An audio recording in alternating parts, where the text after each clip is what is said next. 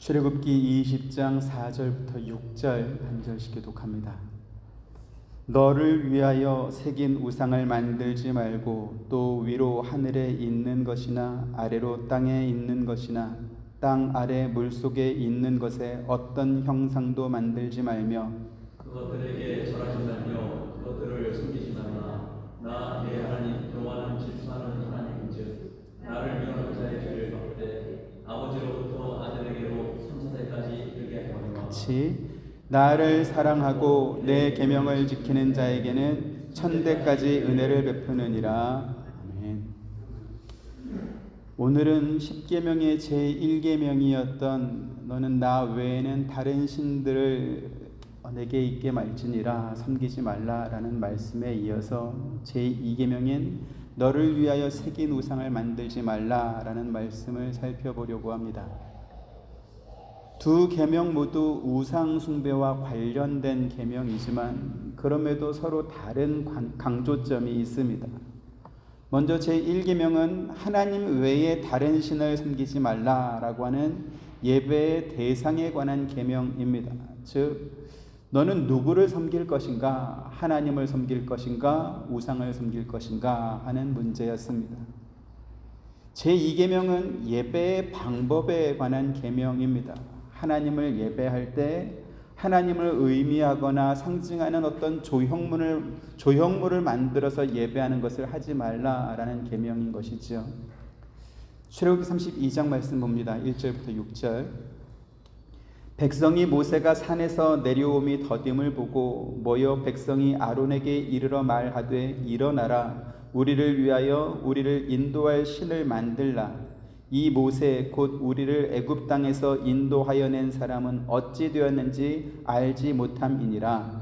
아론이 그들에게 이르되 너희 아내와 자녀의 귀에서 금고리를 빼어 내게로 가져오라. 모든 백성이 그 귀에서 금고리를 빼어 아론에게로 가져가매 아론이 그들의 손에서 금고리를 받아 부어서 저와 칼로 생겨 송아지 형상을 만드니 그들이 말하되 이스라엘아 이는 너희를 애굽 땅에서 인도해낸 너희의 신이로다 하는지라. 아론이 보고 그 앞에 제단을 쌓고 이에 아론이 공포하여 이르되 내일은 여호와의 절일이니라 하니 이튿날에 그들이 일찍이 일어나 번제를 드리며 화목제를 드리고 백성이 앉아서 먹고 마시며 일어나서 뛰놀더라. 아멘.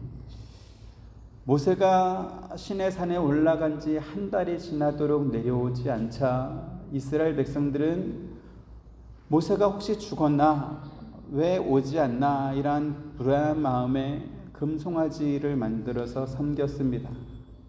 그때 이스라엘 백성들은 여호와 하나님을 만나러 올라갔던 모세가 혹시 죽었을지 모르니까 이제부터는 여호와 하나님을 버리고 금송아지 신을 섬기자, 그렇게 해서 그 송아지를 만든 것이 아니었습니다.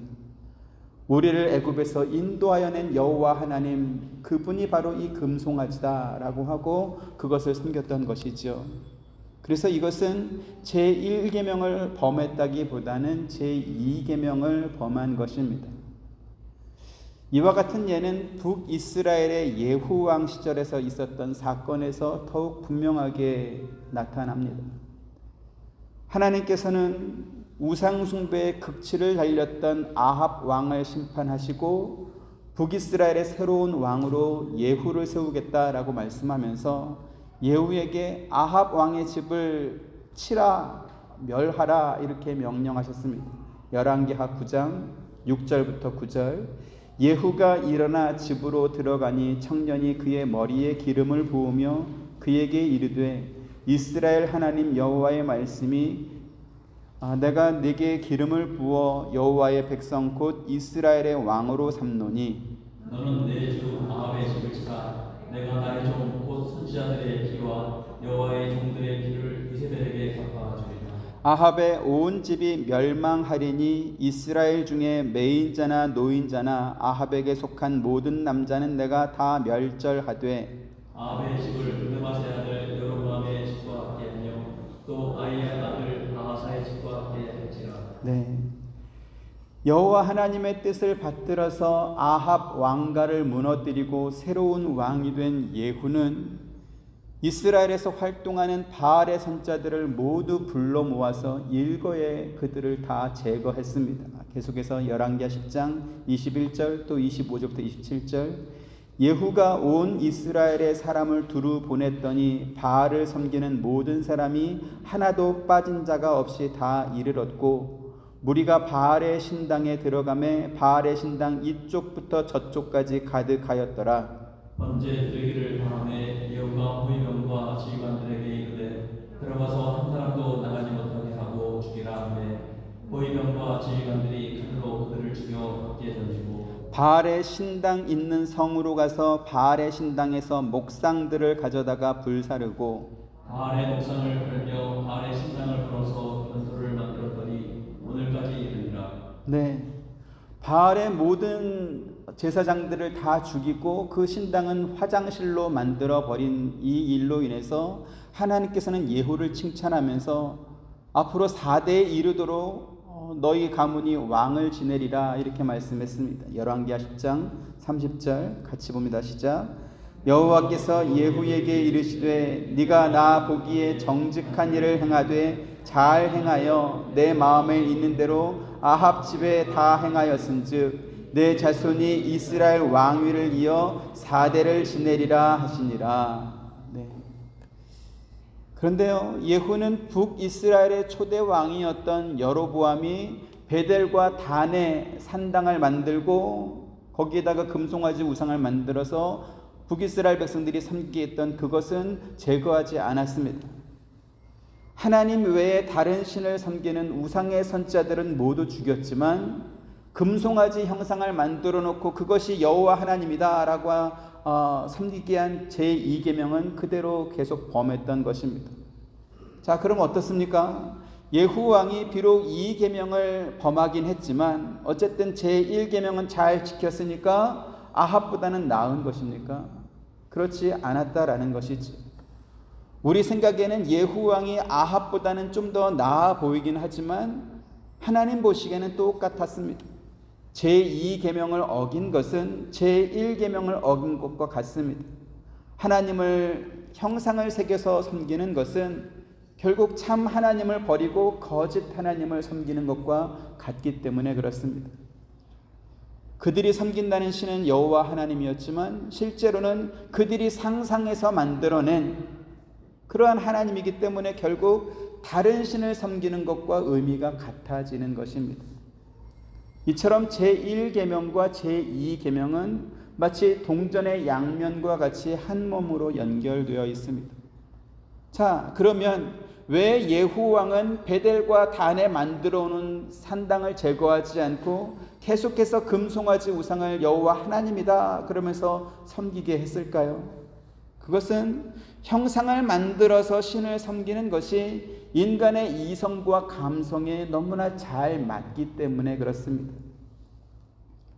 로마 가톨릭은 10계명의 제1계명과 제2계명을 묶어서 하나의 계명으로 봅니다.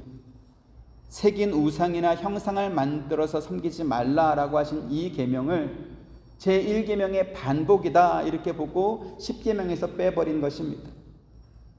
그러면 이렇게 하면 10계명이 아니라 9계명이 되지 않습니까? 그래서 마지막 10계명을 2개로 나눴습니다. 그래서 다른 사람의 아내를 탐내지 말라라고 한 것을 9계명으로, 그리고 다른 사람의 소유를 탐내지 말라를 10계명으로, 그렇게 해가지고 마지막 10계명을 2개로 나눠서 10계명을 만들었다는 것입니다. 그런데 그들이 제2계명을 없애버린 데는 더 중요한 이유가 있습니다. 그건 뭐냐면 로마 가톨릭이 형상을 만들지 말라라고 하는 이 계명을 계속 어기고 있기 때문에 그렇습니다. 그들은 성모 마리아 형상을 만들어서 섬기고 예수 형상을 만들어 섬기고 수많은 성인들, 성자들의 형상을 만들어서 그것들에게 기도하고 섬깁니다. 왜 로마 가톨릭은 이렇게 형상을 만들어서 섬길까요? 오늘 우리가 읽은 성경 말씀에 그 이유가 있습니다. 뭐라고 했습니까? 너를 위하여 새긴 우상을 만들지 말라. 성경은 그렇게 말씀하지. 지난 시간에도 말씀드렸던 것처럼 로마 가톨릭에서는 일반 신자들도 그 형상으로 만든 성인들처럼 굳은 신앙 속에서 하나님을 언제나 사랑하면서 받들도록 그 형상들이 도와주고, 또 그들의 간절한 기도를 그 마리아나 성상들의 형상들이 하나님께 대신 기도해 주는 것을 바라고 기대하는 마음으로 그 동상 앞에 가서 기도한다, 이렇게 말씀드렸습니다. 하지만 사도 바울은 그렇게 형상을 만들어서 신을 섬기는 것을 하지 말라, 그렇게 말씀했습니다. 로마서 1장 21절부터 25절. 하나님을 알되 하나님을 영화롭게도 아니하며 감사하지도 아니하고 오히려 그 생각이 허망하여지며 미련한 마음이 어두워졌나니 스스로 지혜있다 하나 어리석게 되어 썩어지지 아니하는 하나님의 영광을 썩어질 사람과 새와 짐승과 기어다니는 동물 모양의 우상으로 바꾸었느니라. 그러므로 하나님께서 그들을 마음의 정욕대로 더러움에 내버려두사 그들의 몸을 서로 헛되게 하셨다. 같이. 이는 그들이 하나님의 진리를 거짓 것으로 바꾸어 피조물을 조물주보다 더 경배하고 섬김이라. 주는 곧 영원히 찬송할 이시로다. 아멘. 바울은 로마서를 수신하는 성도들에게 너희가 하나님 외에 다른 신을 섬겼다, 이렇게 말하지 않고 너희가 하나님의 영광을 썩어질 피조물의 형상으로 바꾸어 버렸다, 이렇게 책망하고 있습니다. 즉 그들은 하나님을 알면서도 자신을 위하는 그 왜곡된 신관의 근거에서 피조물의 형상을 새겨서 신을 숭배하는 제2계명을 범한 것이다, 이렇게 꾸짖은 것입니다. 이것은 무엇을 의미합니까? 사람들이 우상을 만들어 섬기는 이유는 결국 자기를 기쁘게 하기 위해서 그런 것들을 만들어서 섬기는 것이다, 이렇게 말씀하는 것입니다. 종교 예식을 드리거나 믿음 생활을 할 때 형상을 만들어서 신을 섬기게 되면 그런 형상 없이 신을 섬기는 것보다 훨씬 더 편리하고 또 좋은 면이 있을 것입니다. 눈에 보이는 것이 아무것도 없는데 믿고 경배하라 라고 하면 막연하지 않겠습니까? 절을 하고 정성을 표하고 싶어도 도대체 어디에다가 해야 되는지 알지 못하기 때문에 그렇습니다. 물론 사람들이 그렇게 형상을 만들어서 그렇게 신을 섬길 때 그 물질 자체가 신이라고 생각하지는 않을 수도 있습니다. 하지만 일단 눈에 보이는 형상이 있게 되면 그것을 의지하게 되는 것도 사실입니다. 그래서 형상을 만든 후에 그것이 우리를 구원한 여호와 하나님이다, 이렇게 말해주면 뭘 믿고 섬겨야 되는지 모르는 사람들이 그 형상 앞에 와서 기도하고 절하고 경배하게 되는 것이지. 이스라엘 백성들이 광야에서 금송아지를 만들고 그것이 그들을 애굽에서 인도해낸 여호와 하나님이다 라고 말을 할 때도 금송아지 자체가 하나님이다, 이렇게 생각하지는 않았습니다. 오랫동안 모세가 돌아오지 않자 불안한 마음에 뭔가가 필요했던 것이고, 그래서 자기들이 생각하는 여호와 하나님을 송아지 형상으로 만들어서 섬겼던 것입니다. 그리고 하나님을 섬기려고 하는 그 표현과 수단으로 그렇게 만들었던 금송아지 우상 앞에다가 제단을 쌓아놓고 번제와 화목제를 드린 후에 먹고 마시고 뛰놀면서 자기들끼리 좋아했던 것입니다. 무슨 말입니까? 우상을 만들어서 신을 섬기는 사람들은 우상을 섬기는 방식도 자기들이 좋아하는 방식으로 섬기게 된다라는 것을 보여주는 것입니다. 이런 좀 예를 드리겠습니다. 여러분, 십자가 사랑을 묵상하십시오 라고 그냥 이렇게 말하는 것과 참혹하게 십자가에 달리신 예수님의 그림이나 혹은 가시 면류관을 쓰시고 고통스러운 표정으로 십자가에 매달려 있는 어떤 그러한 조각이나 형상을 보면서 여러분 십자가의 사랑을 생각하면서 묵상하십시오 이렇게 하는 것과 어떤 것이 더 기도에 집중이 되고 묵상에 도움이 되겠습니까? 당연히 보고 하는 것이 훨씬 더 도움이 될 것입니다. 그렇게 기도하면 훨씬 더 기도에 집중이 되고 은혜가 될 것 같고 하나님과 더 가까워지고 예수님과 더 가까워지고 예수님의 그 고통의 심정을 더 느낄 것 같지 않습니까? 그래서 로마 가톨릭은 그렇게 형상에 기도하는 것입니다. 우리만 그런 것이 아니고요. 구약 시대의 사람들은 자기들이 만든 어떤 형상이나 혹은 장식품들이 특별한 영적인 효능을 가지고 있다, 이렇게 생각했습니다. 그래서 집집마다 바알 우상이나 아세라 목상이나 드라빔 같은 거를 만들어 놓고 그것들이 자기들의 집을 지키는 수호신이다, 이렇게 생각했습니다. 우리가 창세기 강해에서 살펴봤던 것처럼 야곱이 라반의 집을 떠날 때 라헬이 자기의 아버지 집에 있는 수호신 드라빔 우상을 가지고 나왔다가 나중에 큰 낭패를 당할 뻔한 것을 우리가 확인해 본 적이 있습니다. 그런가 하면 사사시대의 부자들은 아예 자기 집에다가 신당을 만들어 놓고 또 그곳에 제사장들이 입는 에봇과 또 드라빔을 만든 후에 제사장까지 고용해 가지고 신을 섬긴 그러한 일도 있었습니다. 사사기 17장 5절 보시지요. 그 사람 미가에게 신당이 있으므로 그가 에봇과 드라빔을 만들고 한 아들을 세워 그의 제사장으로 삼았더라. 네.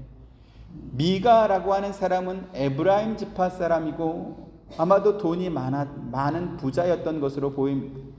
그는 자기 집에다가 신당을 만들고 자기 아들 중에 한 사람을 자기 집의 제사장으로 삼았다고 했습니다. 원래 이스라엘에서 제사장은 레위 지파, 그 중에서도 아론의 자손들이 그 직분을 세습하도록 출애굽기 28장에 정해져 있습니다. 그럼에도 불구하고 레위 자손도 아닌 에브라임 지파였던 미가가 자기 마음대로 자기 아들을 제사장으로 세운 것은 하나님에 대한 도전이고 또 하나님에 대한 반역이었다, 이렇게 볼 수 있습니다. 그런데 어느 날 한 레위 청년이 거주할 곳을 찾아다니다가 이 미가의 집에 방문하게 됩니다. 원래 땅을 분배받지 못했던 레위 지파는 각 지파에 흩어져 살면서 그 지파 사람들이 이렇게 준 11조를 가지고 생활하도록 그렇게 정해져 있습니다. 이것은 하나님께서 하신 명령이자 또 형제 지파 간의 약속이기도 합니다. 그런데 원래 베들레헴에 살던 이 레위 지파 청년이 에브라임 지파 땅까지 찾아오게 된 것은 아마도 베들레헴에 살던 그 사람들이 하나님과의 약속을 지키지 않았기 때문에 먹고 살 방법을 찾다가 거기까지 온 것으로 보입니다. 자기 집에다가 신당은 만들어 놓았지만 자기를 위해서 복을 빌어줄 제사장이 없었던 미가는 마침 자기 집을 찾아온 사람이 레위 지파라고 말을 하니까 이제 당신이 우리 집에서 나의 제사장이 되어달라라는 그러한 부탁을 하게 됩니다. 사사기 17장 9절부터 13절. 미가가 그에게 묻되 너는 어디서부터 오느냐 하니 그가 이르되 나는 유다 베들레헴의 레위인으로서 거류할 곳을 찾으러 가노라 하는지라. 미가가 그에게 이르되 내가 나와 함께 거주하며 나를 위하여 아버지와 제사장이 되라. 내가 해마다 한 달과 의복 한 벌과 먹을 것을 주리라 하므로 그 레위인이 들어가더라. 그 레위인이 그 사람과 함께 거주하기를 만족하게 생각했으니 이는 그 청년이 미가의 아들 중 하나같이 됨이라. 미가가 그 레위인을 거룩하게 대접하며 그 청년이 미가의 제사장이 되어 그 집에 있었더라. 같이 이에 미가가 이르되 레위인이 내 제사장이 되었으니 이제 여호와께서 내게 복 주실 줄을 아노라 하니라. 네. 먹고 살 곳을 찾던 레위인은 돈을 받고 이제 미가 집에 들어가서 그 집의 제사장이 됐습니다. 미가가 이 레위 청년을 자기 집의 제사장으로 고용한 이유가 뭐라고 했습니까? 레위인이 내 제사장이 되었으니 이제 여호와께서 내게 복 주실 줄을 아노라. 네. 자기 집에 신당을 차려놓고 자기를 위해서 기도해주고 제사해줄 제사장까지 고용했으니까 이제는 여호와 하나님께서 나에게 더 많은 복을 주시겠지, 그렇게 기대하고 생각한 것입니다. 미가가 가졌던 이와 같은 하나님에 대한 인식은 이스라엘 백성 대부분이 가졌던 생각이기도 합니다. 엘리 제사장 시절에 이스라엘과 블레셋 간의 전쟁이 벌어져서 이스라엘이 크게 패전했습니다. 한 번의 전쟁에서 4,000명의 군사가 죽임을 당한 것입니다. 그러자 이스라엘의 장로들은 여호와의 언약궤를 전쟁터로 가져와서 그 언약궤로 하여금 우리를 구원하게 하자, 이러한 제안을 하게 됩니다. 그래서 엘리 제사장의 두 아들이었던 홈니와 비느하스가 율법에 따라서 여호와의 언약궤를 어깨에 메고 이제 그 전쟁터에 도착하게 됩니다. 이스라엘 백성들은 언약궤가 진중에 들어온 걸 보면서 사기가 충만해졌습니다. 야, 이제 여호와의 언약궤가 우리 진중에 들어왔으니까 우리는 이길 것이다 이러면서 그 목소리를 높여서 아주 사기가 충만했던 것이죠. 반대로 블레셋 사람들은 여호와의 언약궤가 그 전장터에 왔다는 사실을 알고 나서 큰 두려움에 빠졌습니다. 그리고 그 다음날 전쟁이 벌어졌습니다. 어떻게 됐을까요? 사무엘상 4장 10절부터 11절. 블레셋 사람들이 쳤더니 이스라엘이 패하여 각기 장막으로 도망하였고 살육이 심히 커서 이스라엘 보병에 엎드러진 자가 3만 명이었으며 하나님의 귀는 빼앗겼고 벨리의 아들 홈니와 비나스는 죽임을 당하였더라. 네, 언약궤가 없을 땐 4천 명이 죽었는데 언약궤를 가져왔더니 3만 명이 죽었습니다. 그리고 그것을 가져왔던 홈니와 비나스 제사장도 죽었습니다. 엘리와 또 이스라엘 백성들이 하나님의 언약궤를 마치 전쟁용 부적처럼 사용한 이것은 여호와 하나님의 언약궤마저도 마치 우상의 하나처럼 사용한 우상숭배의 죄가 되었던 것입니다.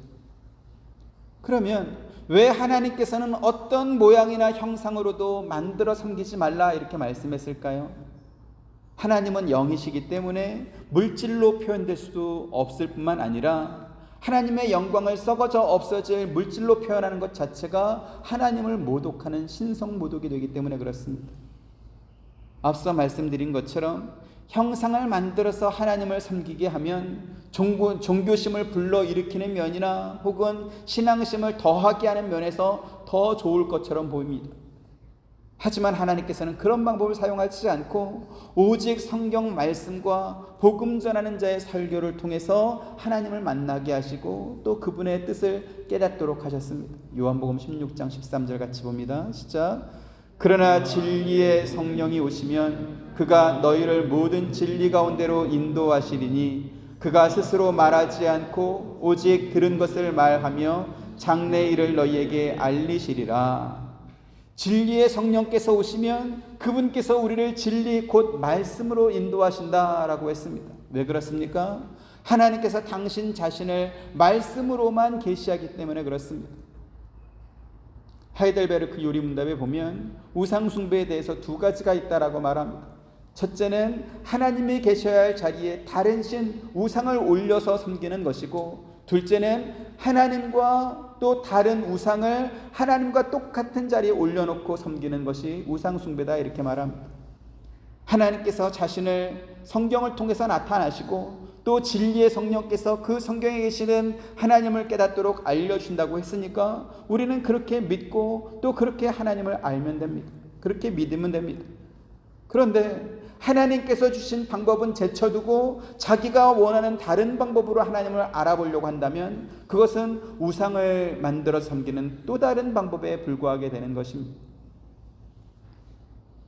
종교개혁 이전의 로마 가톨릭에서는 일반 시민들 백성들이 글을 모르기 때문에 성경을 줘도 읽지 못한다. 그러니까 성경을 모른다. 그래서 성상을 만들거나 성화를 그려서 보여주거나 아니면 좋은 음악을 들려줘서 그래서 하나님을 간접적으로 알게 하게 하고 또 신앙심을 돕는다 이렇게 가르쳤습니다. 만약 그 말이 사실이라고 한다면 지금은 글 못 읽는 사람들이 거의 없지 않습니까?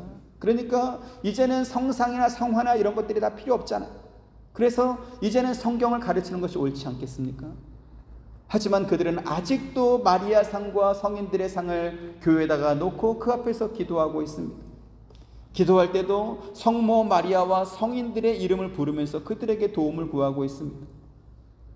그에 비해서 우리 종교 개혁자들은 만약에 시민들이 글을 몰라서 성경을 읽을 수 없다면 시민들에게 글을 가르쳐서 성경을 읽도록 해야 된다라고 하면서 글을 가르치고 성경을 읽게 했습니다. 그래서 종교개혁자들에 의해서 세워진 개신교는 지금도 성도들이 성경을 읽고 또 성경을 배웁니다. 이것은 무엇을 의미하지요? 제2계명은 단지 형상을 만들어서 섬기는 것만 금지하는 것이 아니고 하나님을 예배할 때 하나님께서 원하시는 방법, 하나님께서 말씀하시는 방법으로 예배해야 된다라는 것을 우리에게 가르쳐주는 것입니다. 1789년부터 94년에 있었던 프랑스 혁명 당시에 목적론적 윤리론이라는 것이 있었습니다. 어떤 행위의 옳고 그름은 그 결과가 좋고 나쁨에 연동된다, 의존된다라는 그러한 이론입니다. 만약에 어떤 사람이 한 어떤 행동이 좋은 결과를 만들어냈다라고 한다면 그 행동은 도덕적으로 옳다라는 그러한 주장이었던 것이죠. 그리고 거기에서 사회주의와 공산주의 이론이 파생되는 그러한 계기가 되었습니다. 그런데요, 오늘날 교회 안에 이 목적론적 윤리론 개념이 그대로 들어왔습니다. 교회가 질적으로나 양적으로나 성장하고 부흥했을 때 하나님께서 기뻐하신다라고 생각을 하고 그 목적을 이루기 위해서 모든 수단과 방법을 다 동원해야 된다라는 것입니다.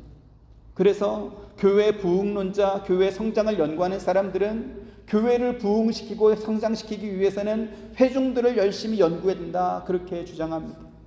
성도들이 뭘 요구하는지, 뭘 원하는지 빨리 발견해서 그들의 욕구를 충족시켜 줘야 된다라는 것이죠. 예배 순서나 프로그램 중에서 사람들이 지루해하는 부분은 빼버리거나 혹은 간소화하고 사람들이 좋아하는 요소는 더 많이 반영해서 찾아오고 싶도록 해야 된다, 그렇게 말하는 것입니다. 더 나아가서 불신자까지 배려해가지고 불신자들이 교회 오기 싫어하는 모든 요소들을, 또 모든 장애물들을 교회에서 다 제거하고 교회의 문턱을 낮춰서 그래서 사람들이 많이 찾아올 수 있도록 해야 된다, 그렇게 주장합니다. 사람들이 좋아할 만한 예능적인 요소를 예배에 적극적으로 그렇게 추가하기도 하는 것이지. 가장 대표적인 교회가 일리노이주 시카고에 있는 윌로크릭 교회입니다. 그 교회의 담임 목사였던 빌 하이벨스는 왜 사람들이 교회에 찾아오지 않는지를 조사하기 시작했습니다. 여러 가지 이유가 있었지만 그가 발견한 것은 이것이었습니다. 교회 예배가 너무 지루하고 단조롭다. 또 설교가 사람들의 실생활과 동떨어진 그런 생명력 없는 설교 때문이다, 그렇게 생각했습니다. 무엇보다 빌 하이벨스 목사는 교회가 생소하고 낯선 비기독교인들에게 집중하기 시작했습니다. 아직 하나님을 알지 못하고 하나님과 영적 교감을 갖지 않은 사람들을 구도자라고 부르고 그리고 그들을 위한 예배를 만든 것입니다. 교회 바깥 사람들에게 친숙한 그 전자음과 또 현대 악기에 어울리는 찬양을 불렀고 형식과 의식을 탈피한 예배를 추구했습니다. 기독교 진리를 성경에 근거한 교리적 토대 위에서 이렇게 풀어내고 가르치는 설교를 하는 것이 아니고 사람들이 살면서 부딪히는 실생활의 문제를 위주로 설교하기 시작했고 또 사람들에게 아직 하나님을 모르는 사람들에게 익숙하지 않은 교회 용어가 아니고 비기독교인의 언어로 설교를 했습니다. 예배 순서에는 찬양과 기존의 찬양과 기도와 설교 외에 연극이나 춤이나 무용이나 혹은 토크쇼나 어떤 공연같이 사람들의 흥미를 끌만한 다양한 요소들을 예배 안에 녹여냈습니다. 교회 구조도 바꿨습니다. 교회 공간을 기존의 정형화된 그 예배당 형식으로 만드는 것이 아니고 각종 공연을 연출하기에 적당한 가장 좋은 극장식 무대로 바꿔버린 것입니다. 여러분들이 구글에 시카고 윌로크릭 교회를 보면 그 교회의 강대상이 어떻게 생겼는지 볼 수 있을 것입니다. 그 결과 매주 26,000명 이상의 성도가 출석하는 대형 교회로 그 교회가 성장했습니다. 제가 신학대학을 다니고 신대원을 다니던 시절에 기독교 신문이나 또 중요 일간지 신문에 윌로크릭 교회 또 수정교회 같은 미국에 있는 대형 교회를 방문하고 견학하는 그러한 광고들이 아주 자주 실렸습니다. 그리고 그 교회를 견학하고 오신 목사님들은 기존의 강대상을 싹 지워버리고 그런 교회들처럼 공연할 수 있는 무대로 이렇게 우리 교회도 이렇게 문턱이 이 턱이 낮고 이렇게 넓은데 이렇게 다 바꿔버렸습니다. 가장 대표적인 교회가 온누리교회입니다. 온누리교회에서 열렸던 목요 찬양 예배, 경배와 찬양이죠. 여기는 예배 시간 조금만 늦게 가면 들어갈 수 없을 만큼 수많은 청년들과 대학생들이 모이는 가장 뜨거운 예배 현장이었습니다. 또 예수전도단에서 실시했던 화요 집회 역시 뜨거운 가슴과 선교의 열정을 가졌던 청년들이 찬양과 방언 기도 등으로 이어지는 그 예배에 열광했습니다. 저도 그 예배들을 매주 찾아다니면서 뜨겁게 기도하고 뜨겁게 찬양했던 그 젊은 청년 중에 한 사람입니다. 근데요, 그렇게 뜨거운 찬양과 간절한 기도 이어졌던 그 예배가 끝나고 나면 그래서 이제 내가 뭘 해야 되지? 라는 그러한 공허한 의문이 계속 남았습니다. 그 예배에서 은혜를 받지 못했다라는 말이 아닙니다. 정말 목이 쉬도록 찬양했고 가슴을 치고 땅바닥을 치면서 울면서 하나님께 기도했습니다. 그래서 끝나고 나면 정말 후련했습니다. 하지만 전철을 타고 집에 돌아오면서 이제 뭐 해야 되나 이런 생각을 늘 하게 됐던 것이죠. 그래서 기타도 사가지고 집에서 연습해보고 하모니카도 사가지고 막 불어보고 그랬습니다. 앞에서 찬양을 인도하던 그 찬양 인도자나 옆에서 반주했던 그 사람들이 너무나 멋져 보였고 저도 그 사람들처럼 되고 싶어서 집에서 열심히 했는데 실력이 안 늘더라고요. 안타까웠습니다. 분명히 예배는 하나님께 예배를 드렸는데 제 눈에는 앞에서 예배 인도하는 그 사람들이 보였고 그 사람들처럼 되고 싶었고 그래서 그 사람처럼 되려고 이렇게 연습하고 있는 저를 발견했던 것입니다. 그러면 저는 그때 예배를 드렸던 걸까요? 아닐까요? 어떤 걸까요? 성경을 읽으면서 저를 닮은 사람이 성경에 있구나 하는 것을 제가 발견하게 되었습니다. 사도행전 보시죠. 8장 9절 10절 그 성에 시몬이라 하는 사람이 전부터 있어 마술을 행하며 사마리아 백성을 놀라게 하며 자칭 큰 자라 하니 낮은 사람부터 높은 사람까지 다 따르며 이르되 이 사람은 크다 큰 하나님의 능력이라 하더라. 사마리아 성에 시몬이라고 하는 사람이 있었는데 그 사람은 마술사였습니다. 그런데 그곳에 빌립 집사가 와서 복음을 전하면서 수많은 표적들을 행했던 것이지.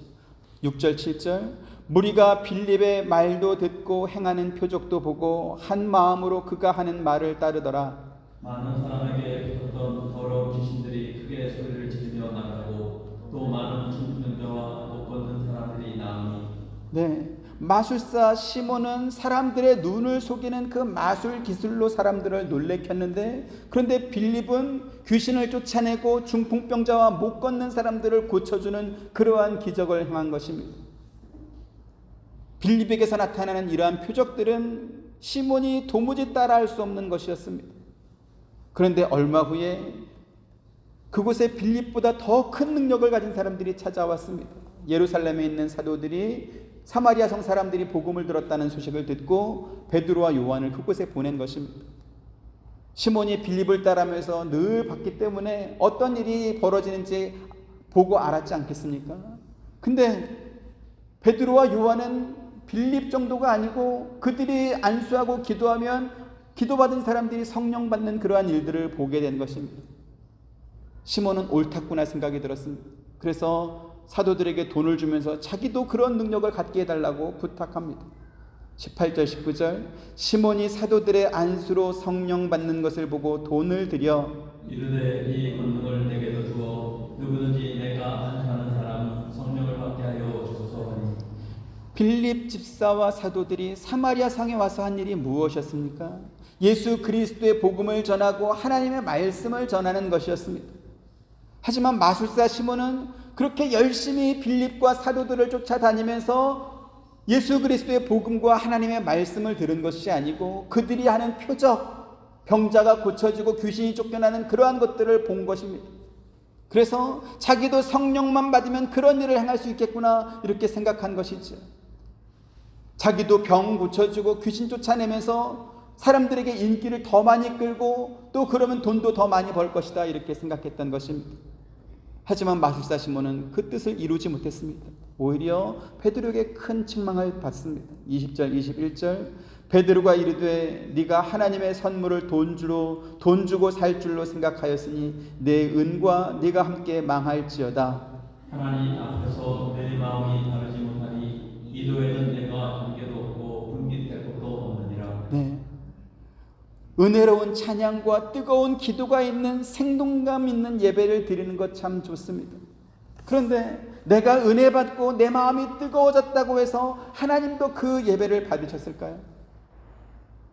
앞서 말씀드린 것처럼 열린 예배라고 불렸던 그 예배는 자기 흥에 겨운 것이다 라는 그러한 비판을 받았습니다.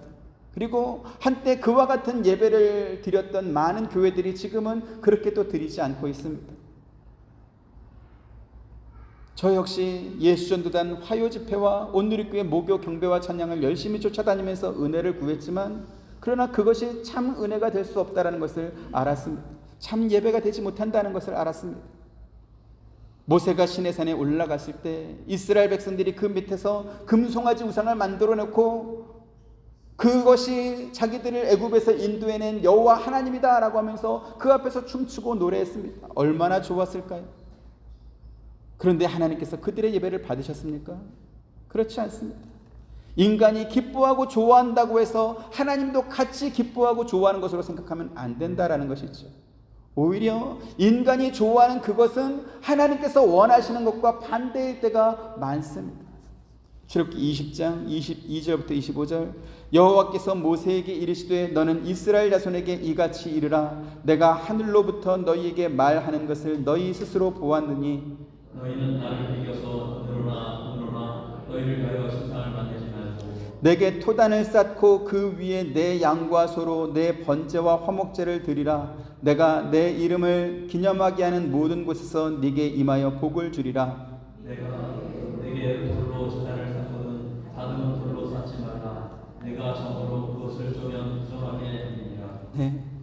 하나님께서는 예배를 위해서 신상을 만드는 것만 금지한 것이 아니고요, 하나님께 제사할 제단을 돌로 쌓을 때도 그 돌조차 정으로 찍지 마라 이렇게 말씀합니다.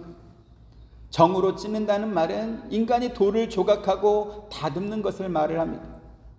사람이 손길이 가해져서 변형을 가하는 것은 그것을 조각하는 사람들이 자기의 취향과 생각을 반영하고 그래서 그것을 본 사람들의 반응을 기대하는 것 아니겠습니까? 사람들이 우상을 만들 때 자기가 원하는 모양과 취향을 따라서 형상을 만듭니다. 그래서 하나님께서는 하나님께 드리는 제단을 만들 때도 돌로 그 각진 모서리 부분 혹은 튀어나오는 그 부분, 그것을 조각하는 것조차도 하지 말라라고 말씀했던 것입니다. 교회의 부흥과 성장을 연구하는 학자들은 문화와 예술 등과 같이 하나님께서 인간에게 주신 모든 감각을 다 동원해서 하나님의 임재를 느낄 수 있도록 해야 된다, 그렇게 주장합니다. 저 역시 어느 정도 그러한 요소가 예배에 필요하다는 것은 인정합니다. 공감합니다. 그러나 그럴지라도 주객이 전도되어서는 안 되는 것입니다. 우리가 멋진 공연이나 예술을 보기 위해서 교회에 온 것이 아니고 하나님의 말씀을 듣기 위해서 온 것 아니겠습니까? 그래서 그 말씀 앞에 자기의 죄를 회개하고 하나님께 감사하기 위해서 예배에 온 것 아니겠습니까? 예배의 주인은 하나님이라는 뜻이고 예배를 받으실 분도 하나님이라는 것입니다. 인간이 교회의 예배에서 무엇을 기대하며 예배 순서가 어떻게 진행될 때 그들이 공감하고 반응하게 되는 것을 반응하게 되는지 주목하는 것은 예배의 대상이 뒤바뀐 것입니다. 하나님께 예배한다고 하지만 실제로는 자기가 예배받고 있는 것입니다. 우리는 하나님을 섬기고 하나님께 예배한다고 하면서도 그 예배마저도 마치 우상을 섬기는 것처럼, 거기서 말하는 우상은 누구죠? 나 자신이겠지. 그렇게 나를 예배하는 방법으로 뒤바꿔 버릴 수 있는 그러한 존재이다, 그러한 죄성을 가지고 있다는 것을 잊지 말아야 될 것입니다. 나를 기뻐하는 것은, 나를 기쁘게 하는 것은 참된 예배가 아닙니다. 그리고 내가 우상이 될 수 있습니다. 저와 여러분, 우리 한빛 장로교회는 자기를 우상화하는 잘못된 예배를 경계하고 오직 하나님께 바른 예배를 드리는 그러한 참 교회와 성도님들이 될 수 있기를 주님의 이름으로 축원드립니다. 은혜로우신 아버지 하나님, 감사합니다. 사람들의 죄성은 하나님을 섬긴다고 하면서도 하나님께서 말씀하신 방법이 아니고 자기들이 고안해낸 방법으로 예배를 드립니다. 피조물을 조각하여 형상을 만들어 놓고 예배하기도 하고, 자기들이 좋아하는 순서를 만들어서 춤추고 노래하고 기뻐하면서 그것이 하나님께 드리는 예배라고 주장하기도 합니다. 그러나 하나님께서는 오직 말씀으로 우리에게 자신을 계시하셨고 진리의 성령을 통해서 우리에게 그 말씀을 깨닫게 하시며 하나님을 알아가게 하신다라고 성경에 말씀하신 것처럼 우리는 보이는 형상을 따라 신앙생활하는 것이 아니라 보이지 않는 하나님을 우리 안에 계신 성령으로 말미암아 믿음으로 예배하고 믿음으로 감사하게 되는 참된 예배를 드릴 수 있는 우리가 될 수 있도록 은혜 더하여 주옵소서. 감사드리오며 예수 이름으로 기도합니다. 아멘. 지금은 우리 주 예수 그리스도의 은혜와 하나님의 크신 사랑과 보혜사 성령님의 감화감동 교통하심이 주의 말씀을 듣고 깨닫고 주 앞에 나아가길 원하는 사랑하는 모든 성도님들의 머리 위에와 가정과 생업과 하시는 모든 일 가운데 지금부터 영원토록 함께 있기를 축원하옵나이다. 아멘.